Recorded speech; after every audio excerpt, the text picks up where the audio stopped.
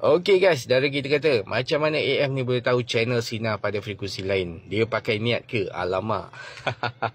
Tapi sebenarnya AF ni memang nampak macam magic.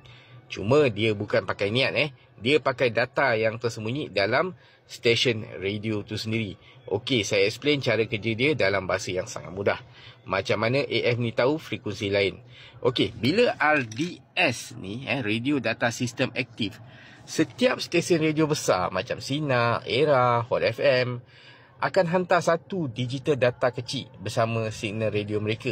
Sebagai contoh, macam radio Sinar, dia ada beberapa frekuensi 96.7 MHz, 100.9 MHz, lagi satu 105.3 MHz contoh. So bila kita hidupkan AF ni, sistem radio Cherry bang, dia macam ni.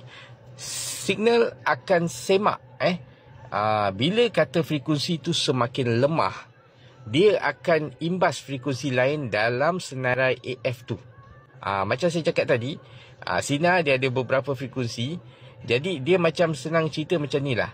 Lepas frekuensi A tu lemah, dia akan terus pergi ke frekuensi B yang telah disetkan sama frekuensi radio tu. Maksudnya frekuensi-frekuensi yang saya sebutkan tadi, dia akan pass baton lah, senang cerita.